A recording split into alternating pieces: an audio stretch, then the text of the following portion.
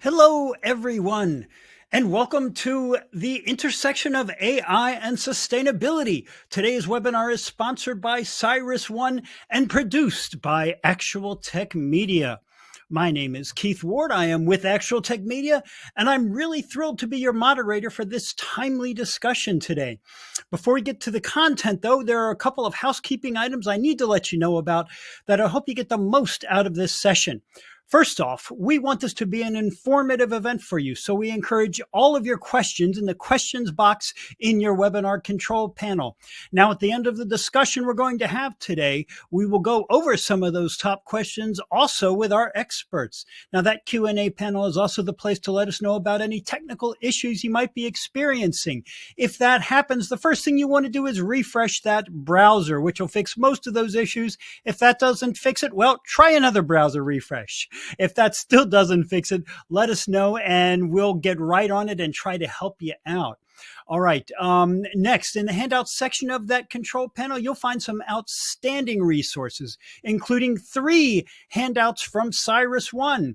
Those handouts include PDFs covering the AI impact on data centers and various sustainability issues as it relates to AI. Folks, all of those are free and they're available right now. So check out that handout section and download those resources. There you will also find links to the Gorilla Guide Book Club, which has our library of, our huge library actually, of printed books on technology topics. And there's also a link to the Actual Tech Media Events Center, which has our calendar of upcoming events. If you see something you like that's coming up soon, check it out and sign up today for that. All right. Third, at the end of this event today, we will be giving away a $250 Amazon gift card to one lucky registrant. Now, you have to be in attendance during the entire event to qualify for the prize. The official terms and conditions of the prize drawing can be found in the handouts section. If you like really boring reading, I would go there right now and check that out.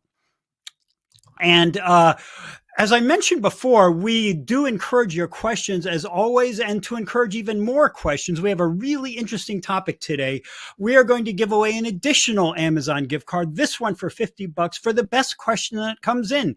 So at the end of the event, we're going to gather up all the questions that you ask. We're going to pick out the very best one, and we're going to send that winner a $50 Amazon gift card. So keep those questions coming in throughout. And with that, I am going to introduce today's topic. I want to start now by providing a quick overview of what we're going to be discussing. So on today's event, we're going to explore a paradigm shift that's really transforming data center strategies. Traditionally, data centers have been seen as power-hungry behemoths, right? But those days are gone. Data centers are changing rapidly. They do more than just IT operations. Now, data centers also have to be operated responsibly with an eye toward preserving our planet. It's not just about processing data anymore. It's about processing data responsibly, being a good citizen. So companies are realizing that to thrive in the long run, they do need to align their strategies with environmental responsibility. In part, this is because companies are recognizing that consumers are more environmentally conscious than ever. So investing in sustainable practices is not only ethical, but it's also a smart business move. Now, this includes AI, which of course can be very power hungry. And more than ever, companies are leveraging the computational power of AI to meet their sustainability objectives without breaking the bank. But AI, of course, does more than just use power. It's a powerful tool for optimizing energy consumption and reducing environmental impact. From predictive maintenance to dynamic workload management, AI is just simply revolutionizing the way data centers operate. Now, that said, businesses do need to invest wisely in AI technologies that align with their sustainability goals. This might involve initial costs, but the long-term benefits are quite substantial. So the end result of all this is that we'll end up with a cleaner environment and a more sustainable world for all of us. Isn't that what we're all looking to do? All right. So that gives you just a little taste of where we're going to go with this discussion today. So at this point, I want to introduce the 2 gentlemen that I will be conversing with. for the next little while. That is Kyle Myers and Jim Roche. And we're going to have a fun, fascinating roundtable discussion on the issues I've just been talking about. So, gentlemen, it looks like you're ready. So why don't we get into it? All right. And so why don't we get going now? We have got Jim and Kyle with us. Thank you, gentlemen, both for joining us today. And let's dive right into this discussion of the intersection of AI and sustainability. So you can see who the three of us are here. Jim and me, that would be Keith, and Kyle.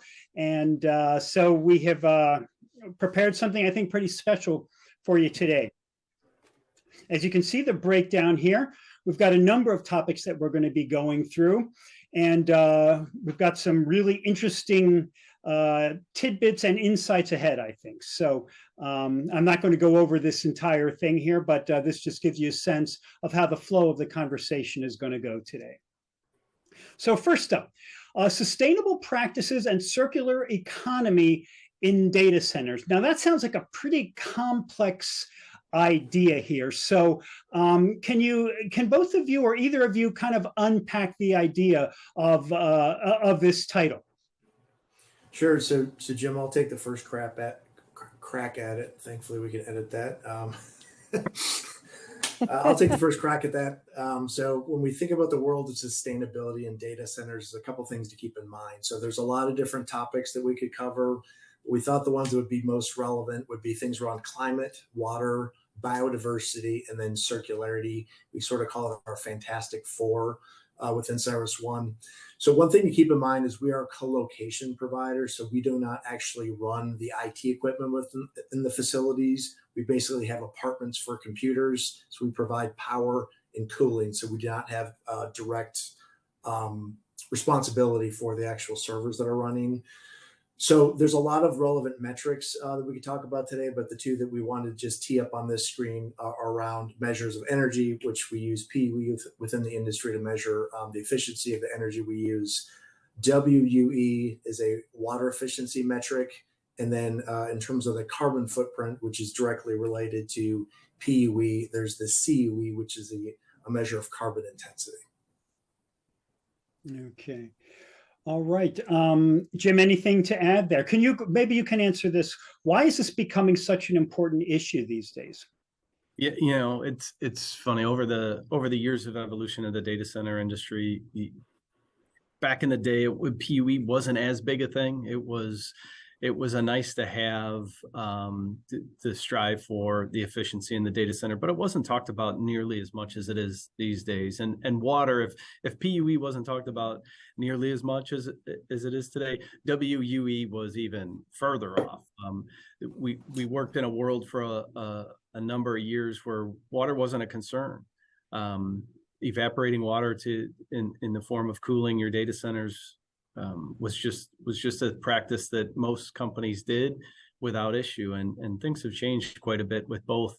It's the education of people that are building and designing and buying these data centers that call these things out and really started embracing. I think everybody has started embracing the whole climate change and what we're looking to do from a carbon footprint in this world, noting that data centers do draw quite a bit of power and use quite a bit of energy. So it's only natural that when we start talking about things like that the data centers get looped in and we really start getting pressured on the PUE, WUE, and the CUE.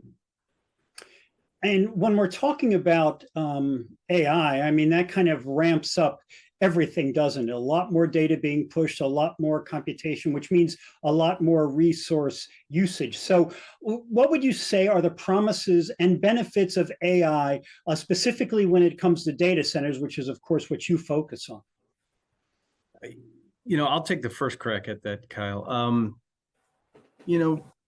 While it's true, they are very power hungry deployments when we start talking about AI. The amount of density that we're starting to see in data centers is like nothing that's come before it. And we've always talked about density ramping up over the years. We we started building data centers at 150 watts a square foot. 250 watts a square foot became somewhat of the norm, and we started pushing it up. And now we're seeing in excess of 1,000 to 2,000 watts a square foot, and a lot of that is AI driven, because of the computational resources that this requires, and the heat that and the cooling and the electricity. It's all playing into a world where we really have to focus on design and energy and savings, because once you start getting into instead of selling or buying or using a megawatt, we're talking 100 megawatts, 200 megawatts, a gigawatt worth of power. So all of the efficiencies or inefficiencies are glaring. And so with the AI workloads, what our focus is trying to optimize everything across the board. It's not just electricity and it's not just cooling. What we're trying to optimize using, with these AI deployments, is every resource that we put into a data center, whether that's concrete, drywall, steel, it's the givens that we have that everybody knows, the generators and the UPSs, but it's the natural resources too, copper. The resources of copper that we're trying to understand, how we can do things more efficient, and that's using different alloys. So it really, if you really want to dive into AI and how it affects the data center, it's really a broad spectrum. Right. Kyle, what are your thoughts on that? We don't think about some of those things. What Jim was saying reminds me a little bit of e-vehicles now, and how great the need for certain, chemicals, so certain materials is. So it kind of sounds like the same thing for AI, doesn't it? Yeah, and we'll talk about this a little bit later on in the conversation. Well, we'll look at this in a bunch of different ways, but one of the advantages of going higher density is it requires less space per kilowatt or megawatt, is the typical measure within the data industry. So if you think about that, we get more sort of bang for the buck with doing high density AI type of deployments. And in fact, it takes up to 25% less space compared to a traditional what we would call like a hyperscale or co-location type data center. So there is some upside from a biodiversity perspective and from a sustainability perspective with these types of deployments. Gotcha. Okay, higher power density. Now you just brought that up, Kyle. So let's talk about that. Why don't you start with a definition of what that is, and then we can discuss some of these other points on the slide here. Yeah, and I'm going to kick that one over to Jim in a second. So I'll try to speak a little bit more to the sustainability components, but Jim's going to do a better job at speaking to the power density in specific terms. So we'd already mentioned on the previous slide that it takes up less land impact. So one of the realities when you're deploying real estate, so typically we're going to buy a plot of land, right? There may be a existing development on it, there may not be, but anytime you're putting down concrete and steel or building on property, there's a potential to have a negative impact on the biodiversity or the ecology or the nature of that area. One of the things that we're able to do less is less bad impact by taking up less square footage for being able to use the same amount of compute power. So the translation from more power density to sustainability is typically a good one when it applies to the amount of, again, space, which impacts biodiversity, impacts circularity, and also impacts other things like the carbon density when we're able to move to renewable power on top of those other considerations. Okay, Jim? Yeah, there's a couple of factors when we're starting to look at these high power density deployments. One is with the equipment in a data center, it works most efficiently when it's at or above the 50% utilization mark. So, one of the things that these densities allow us to do is really drive the equipment, and by equipment I mean the UPSs and the chillers and the crays to a point where they're in a sweet spot of efficiency. I think that's probably one of the biggest advantages when we start looking at this is, when you get most data centers, and it really has been tough over the years, trying to get people to create an environment that was where density was increasing. You wanted them to push it, but to Kyle's earlier point, we don't control what goes into the data center from in a cabinet sense. We build and design the data centers to be pushed to a certain level. The reality is many customers don't get to those levels. They don't get to the 50 plus, the 60 plus, the 70+% of utilization. And that really plays a role in inefficiency in data centers. And so the other thing that that really contributes to efficiency in the data center, specifically on the cooling side of the house, is these higher density deployments are to a point where air really, you can't just fight it with air. You can't do heat rejection using just air. So now you're introducing water into a lot of these environments in the form of, a DLC or liquid to chip, rear door heat exchangers. You're even seeing, at a smaller level, some immersion technology. So what that allows is the cooling efficiency goes through the roof when we're starting to introduce liquid. So you can get a super high density deployment that might be a cabinet of 50 to 100 kW rack using liquid, and you're able to utilize the cooling at a much greater percentage. So what you're talking about, I just want to make sure that I'm understanding you correctly. You're talking about just physical density in terms of efficiency. What I was thinking of initially when you talked was virtualization and how that increased efficiency of servers, because now you could have multiple virtual servers on one server, right, on one physical piece of hardware. But you're talking about something just strictly physical here? Yeah. So doing the virtual side of it, yeah. Anytime you can take a bunch of components and merge them into a single component in the data center tends to be a much more efficient play, both from a footprint standpoint and from an energy efficiency standpoint.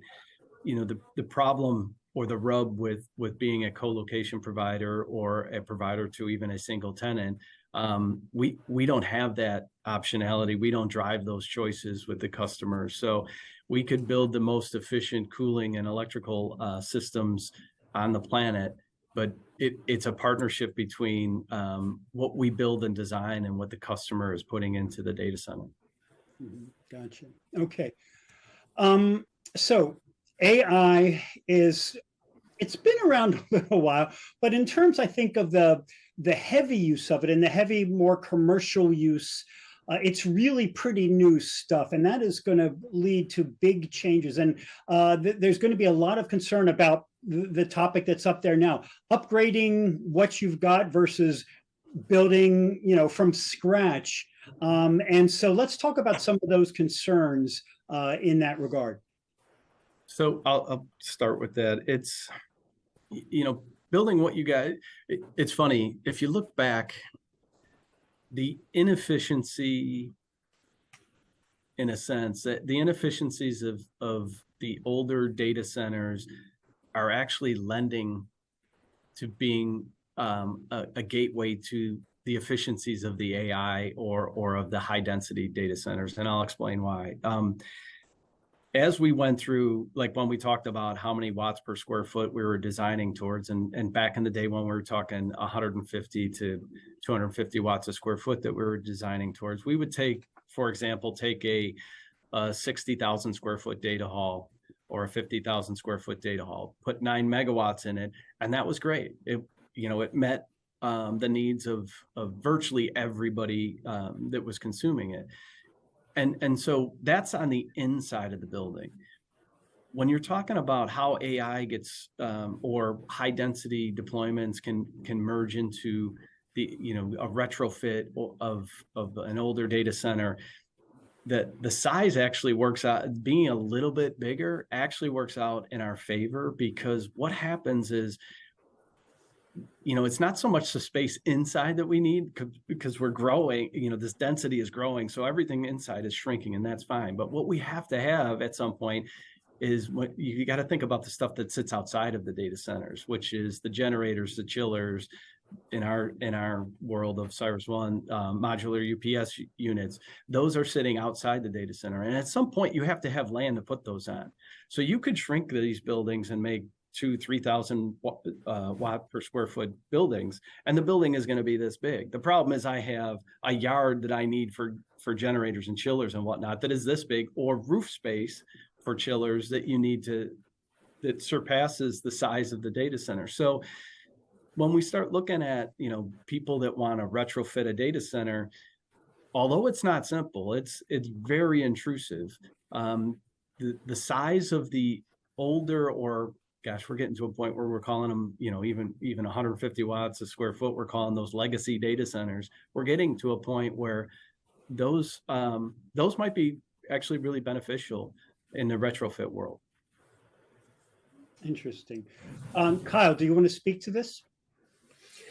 I would just mention one thing, and we're going to speak about this a bit more on the next slide. But one consideration with being able to locate the data center, so a new building versus an existing building, is if you think about kind of the two primary components of AI, one of which is the training component, and the other is the inference component, right? So you train like a large language learning model over just hordes of data, and then you can use that like a ChatGPT, which is the inference piece.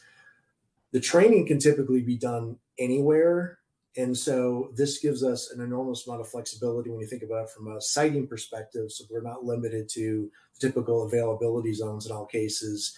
So we could go to some place like, I don't know, Norway, where they have 100% renewable energy. It's a cooler climate. There's lots of benefits. You could go somewhere where biodiversity impact isn't such a concern, where there's district heating systems. All of these things suddenly become possible with depending on the type of computations that the data center deployment's doing. So that's kind of a neat lever that you can pull that AI lends itself to, at least when you're doing new siting. Right. Okay, you mentioned the next slide, so let's dive into that. These titles are really interesting. AI adaptation strategies combined with climate resilience. So why is this an important combination here? Yeah, so when we think about sustainability from the data center industry, we think about it in like two different ways, right? How we impact the environment, so carbon footprint and those sorts of things, versus how the environment impacts us. That's where the climate resistance piece comes in. So when we're looking at siting, there's a whole bunch of considerations, but when you start taking into consideration access to renewable energy, water availability, if you're using that for cooling or other purposes with the data center, again, biodiversity impact, is there going to be a negative one, positive one? Can you recondition like a brownfield site? And then the circularity piece is particularly interesting. You hear a lot about district heating systems. Well, you need access to a district heating system, as well as population density, typically, to make that line out. So those things suddenly become much more possible to site in areas that are conducive to those types of things. On the resilient side, like one of the interesting features of our base design is it does not require water for cooling. So think about a place like the desert in Phoenix, for example, where we have a large campus. If you're dependent on water for cooling, and it's considered a very high stress water region, the water becomes less available, that impacts your potential resilience. So you can take those considerations in if you're going to have to, or you choose to use water towers or some kind of evaporative cooling as part of your cooling technology. That's better suited for an area where water is plentiful, and it's also you can also make choices based on just the economics of where you site things. Right. Okay, let's get to the second part of this. So some more points to make here. Jim, did you want to jump in, or Kyle, did you want to continue on? Oh, I think the climate guy should keep going. That would be Kyle. Yeah, so the next consideration, moving past siting, is, so how could we leverage AI within, a sustainability sense, or even within the data center industry? So I'll jump on a question that Jim can probably expand on or answer better than me. But one of the technologies a lot of data centers are looking at, these AI is really good at predictive modeling, right? And so as you're monitoring temperatures or fan speeds within the data center floor, AI has capabilities and have been able to monitor more and more quickly be able to predict anomalies such as the temperature rising too high that might impact equipment, or the fact we're not running at peak efficiency for fan speeds, and then either automatically adjust things, which I know a lot of our ops guys are a little bit leery about because they're worried about downtime, or at least bring it to a human's attention. Within the sustainability world, we can use AI and a subtopic of machine learning on anything from like weather modeling, which is super important as climate change continues to upset weather patterns. The old patterns don't mean as much as they used to. We have to be able to predict based on changing conditions, or even simple things like we use a machine learning tool to scan utility invoices. So it's important to get good data to make sure that you can make good decisions. Well, you might imagine when you're operating at a global scale like we are, we get a lot of these things, and it's difficult to make sure you're QA and QCing them. So we use AI just to scan all those things and look for anomalies that we can bring to the human's attention to see if there's an issue. So those are kind of two basic examples where we might deploy AI for tools within the data centers. Okay. You said you might have a question for Jim here to tackle. I was going to tee up the additional uses that the engineering or ops team might be considering when it comes to deploying AI. That's just one that I'd heard about from ops. Yeah, I think what we're all learning is that AI is providing insight into a lot of different things that we either take in the past took us a long time to digest and figure.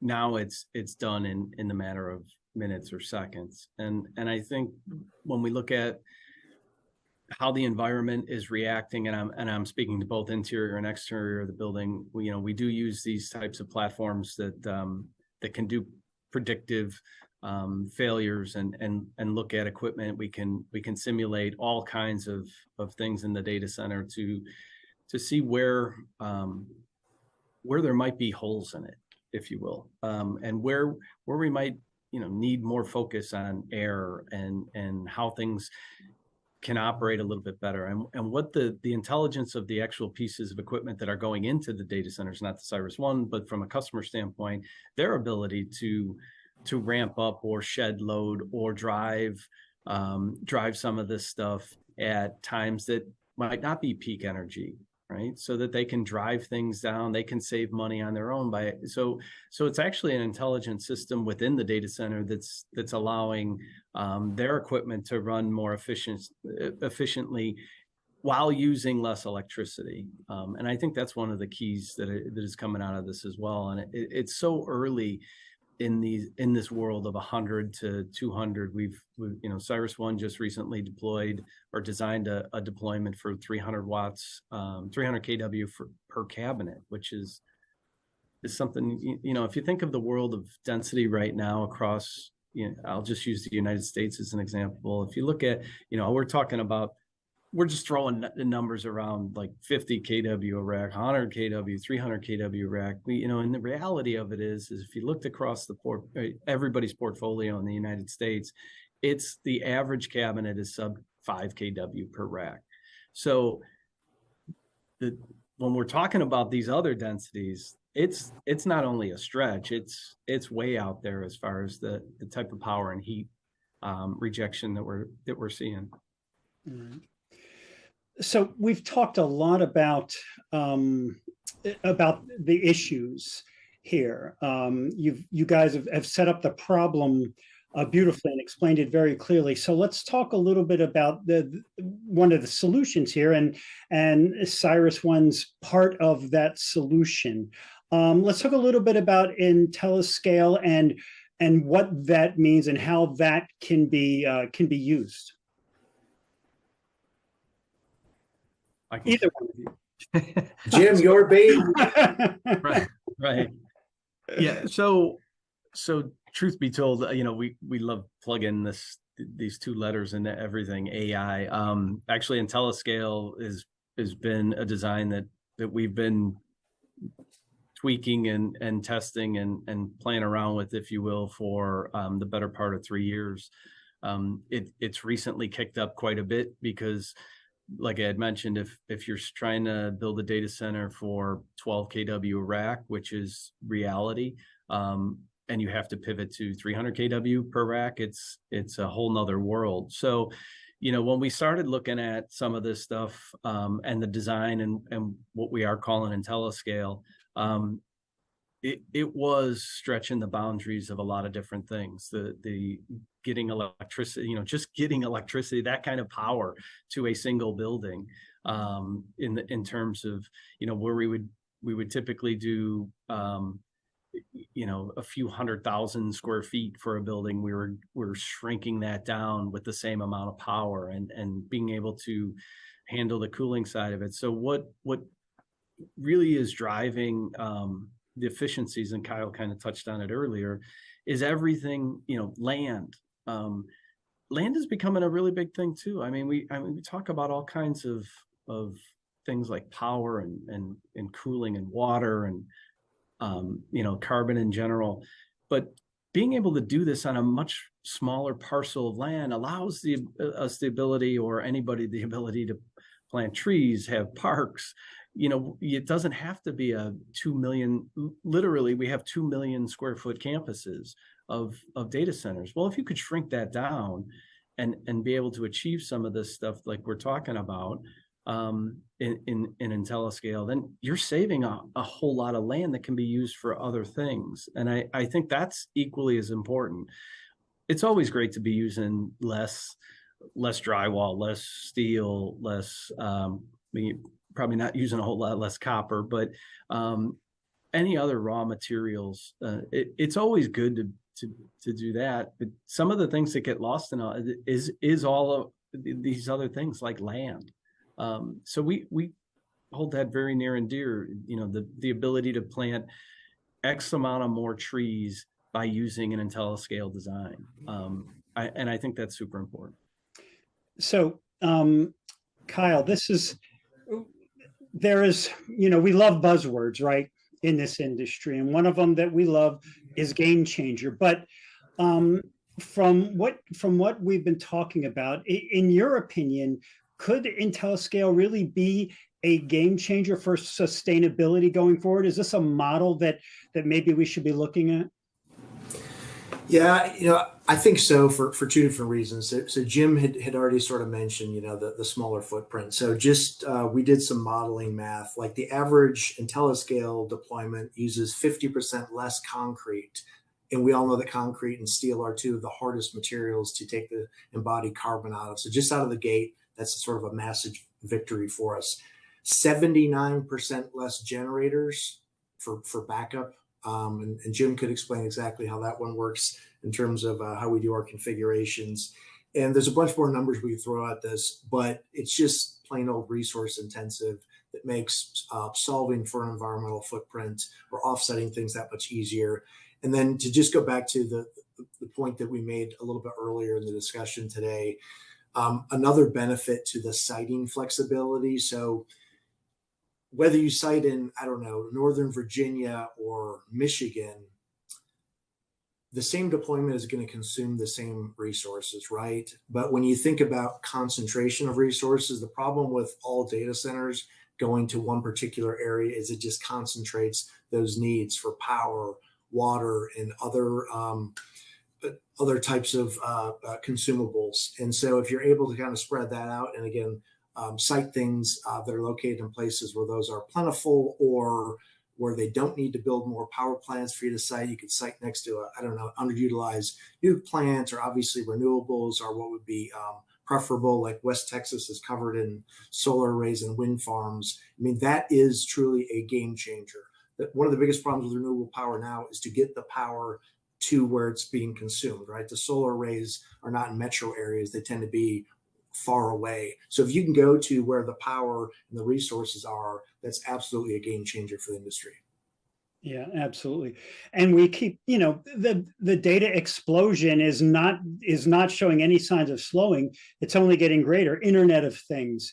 and AI and just the internet in general. We're creating so much more data, and the ability, it seems to me, to have that not explode in terms of the size of data centers is just going to become more and more important as the data gets more and more voluminous, it seems to me. Am I thinking about that right, do you think? Oh, absolutely. I mean, the appetite for data right now is incredible, and the amount that it's growing is astronomical. I mean, there is some time ago they used to talk about a stat that like 90% of all data was created in the last few years, and you're seeing that constantly grow, where just the amount of data that you hold in your hand on a daily basis is incredible.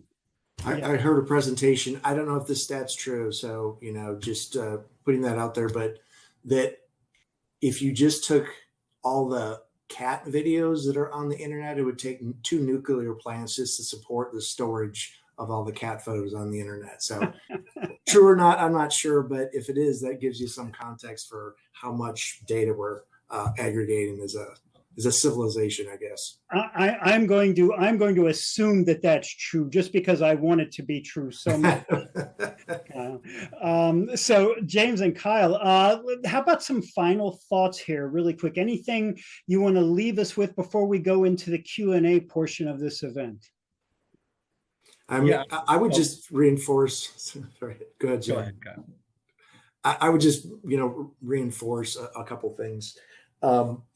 So when you're thinking about siting, there's lots of different models that are out there, and our sales team is super familiar with what's currently available. The nice thing about the IntelliScale product is that it can be retrofitted in most of our data centers.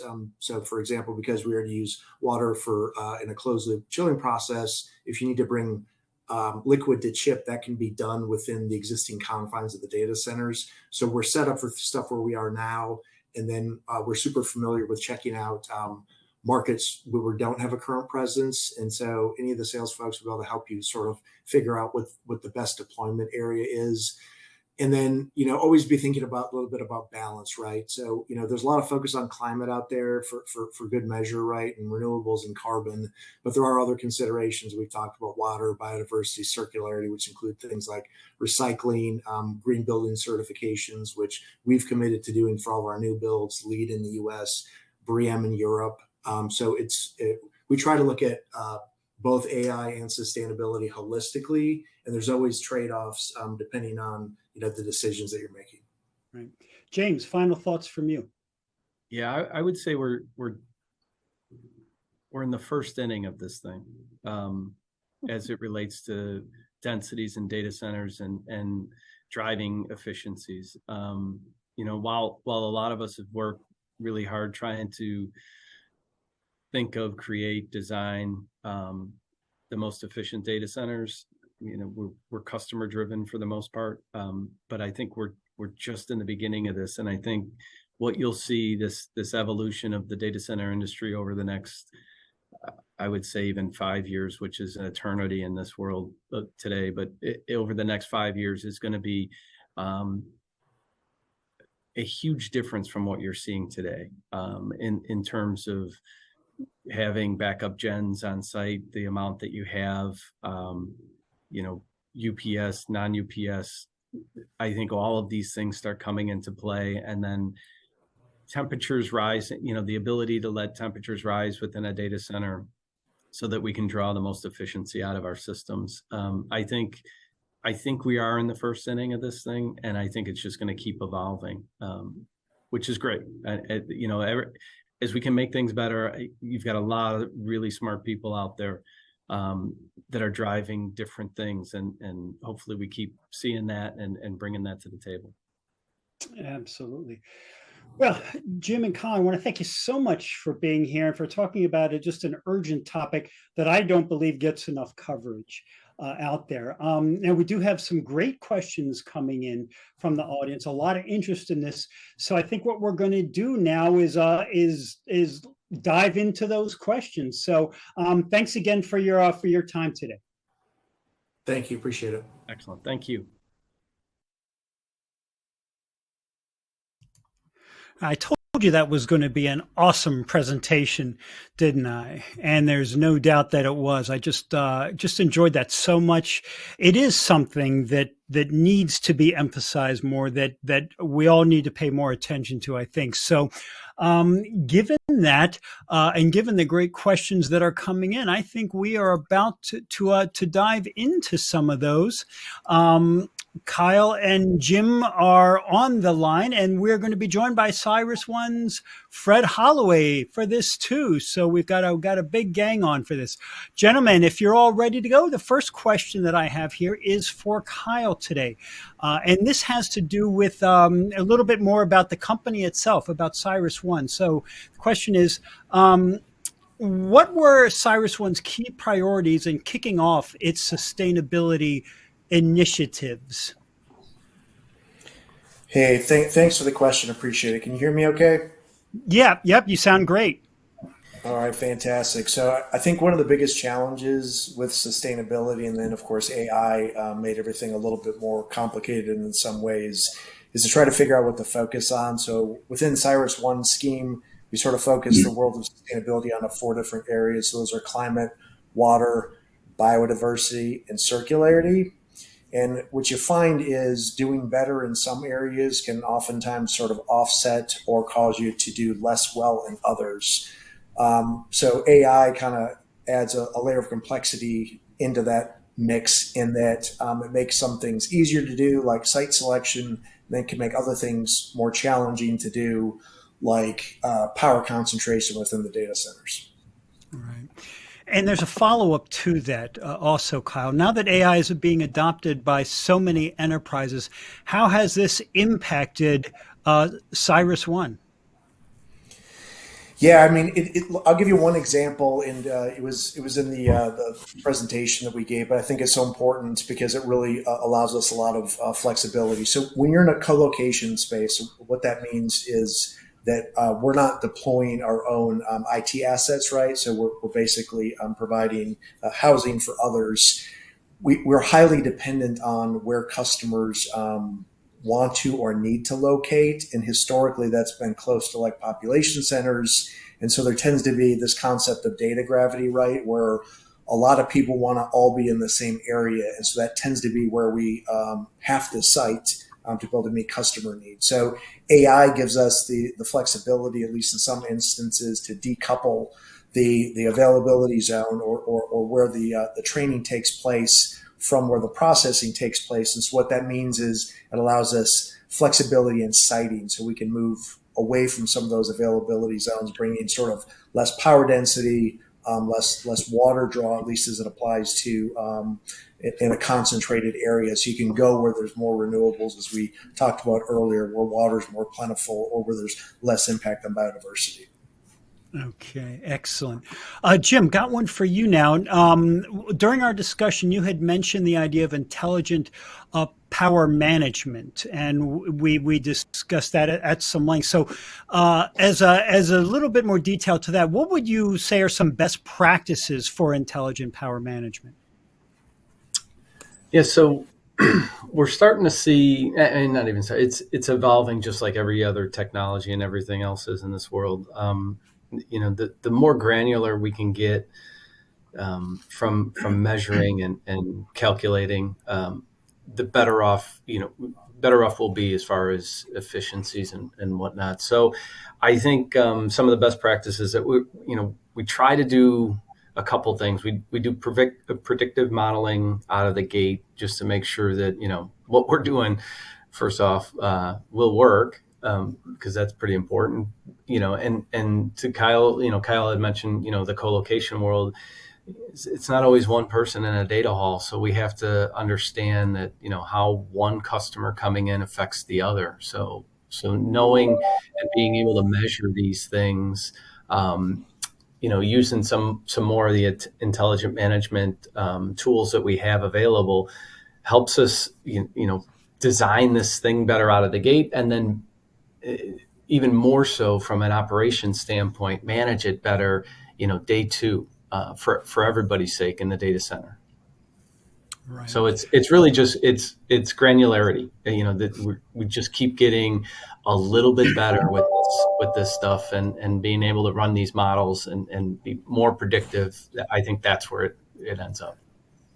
And those little steps end up becoming big leaps ultimately, don't they, when you add them up. Great stuff there. Fred, I have one for you.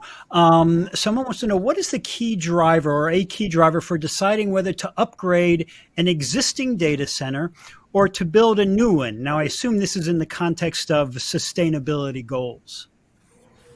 Well, it can be, Keith. Thank you. But the traditionally, one of the key drivers has been the willingness or eagerness of companies to invest capital dollars into refreshing their infrastructure, or looking at spending or transitioning to more of an operational expense. And there are a lot of sustainability issues with that, with new generations of generators, of all the equipment that goes into building a data center that'll be resilient enough to support the load in the event of an outage. But increasingly, what we're seeing now, along with many other industries, is that the supply chain pressures that have impacted our industry, like so many others, is one of the real key ingredients.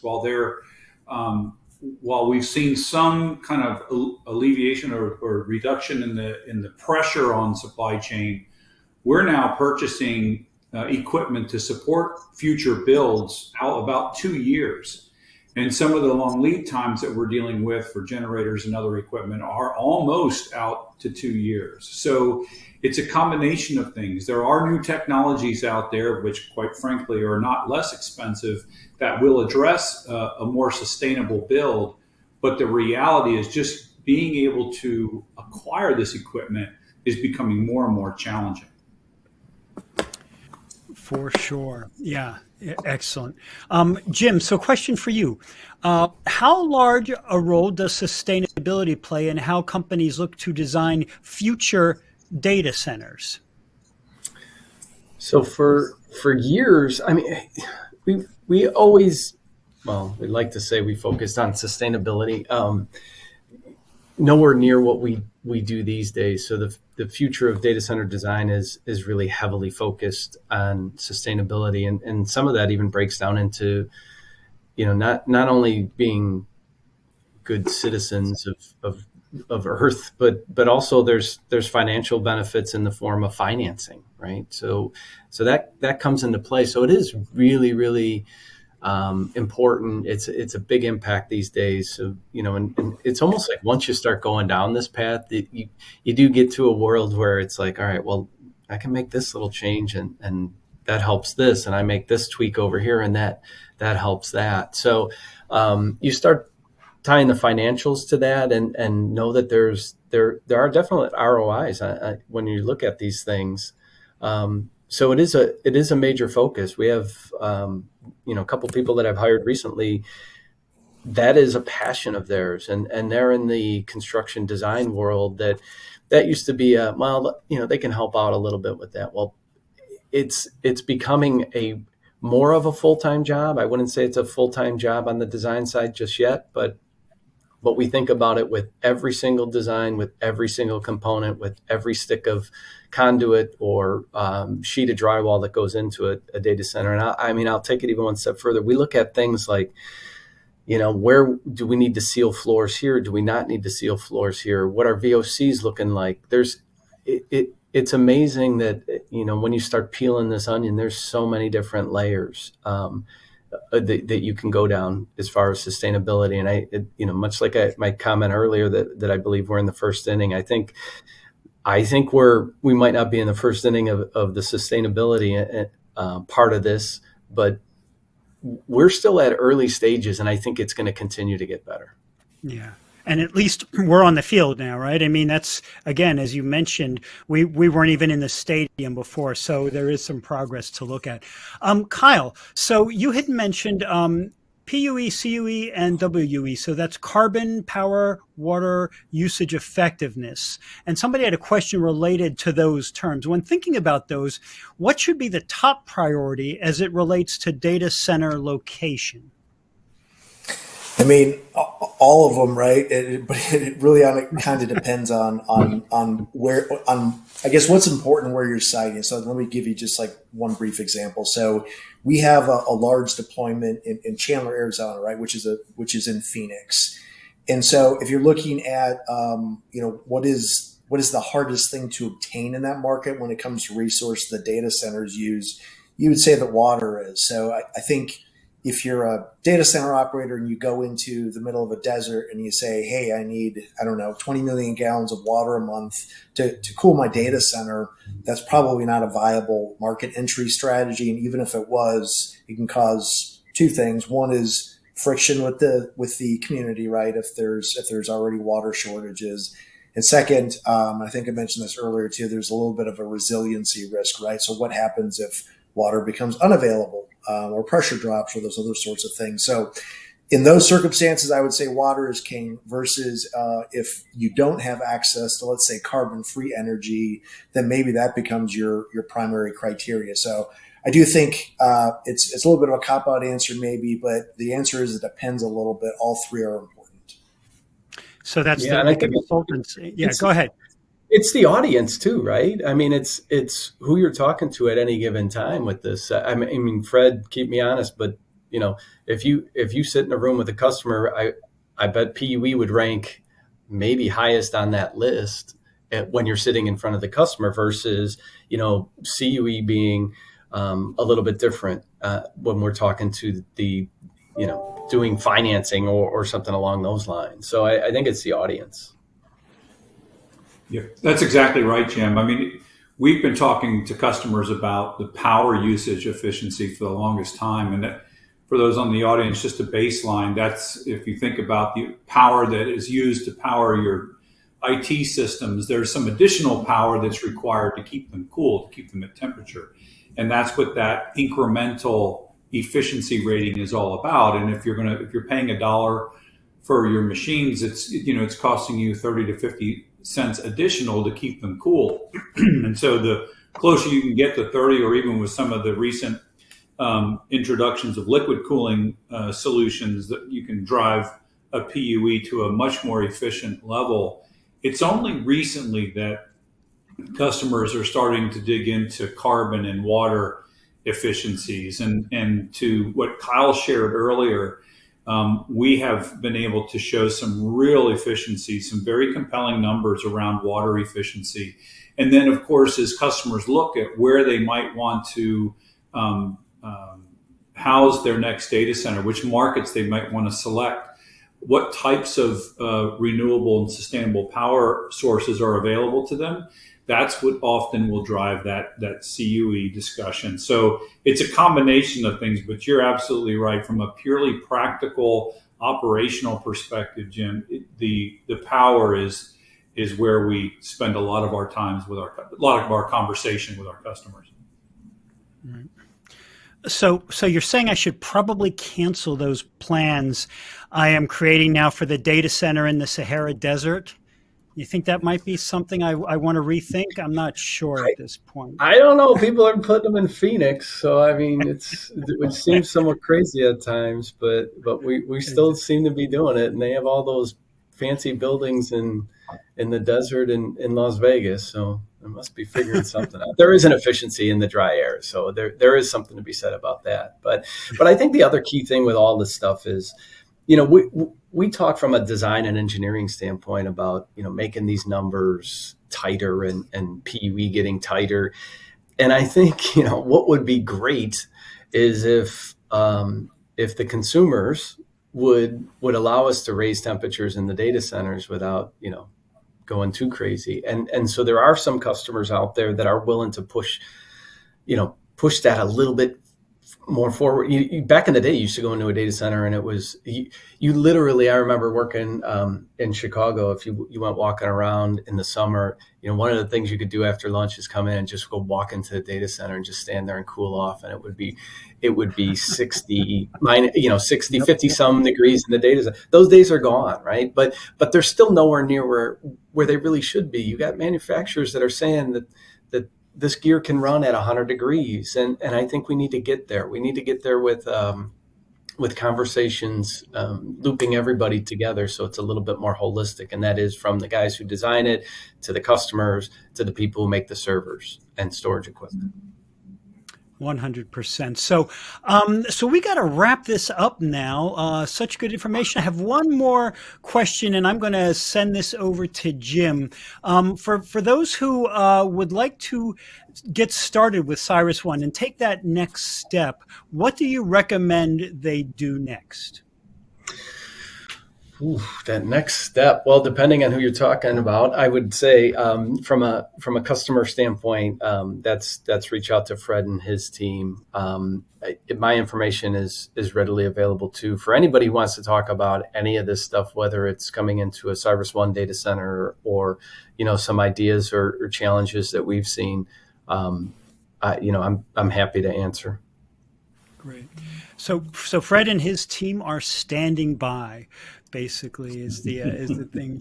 Also, don't forget, everyone, that there's that great group of handouts from CyrusOne. You got a couple more minutes to get those, so make sure you download those for more information. Well, Kyle and Fred and Jim, I want to thank you so much for your time today, for those insights in the Q&A. It was just so much fun to have you on.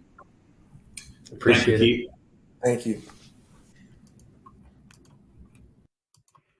All right, everyone, we are pretty close to wrap now for today. I hope you enjoyed that conversation. I sure did. I learned a tremendous amount that I just simply didn't know. And again, this hasn't been on my radar nearly as high as it should be. And I suspect that's the case for many of us who are in IT or IT adjacent as I am. So I was just had such a great time doing that.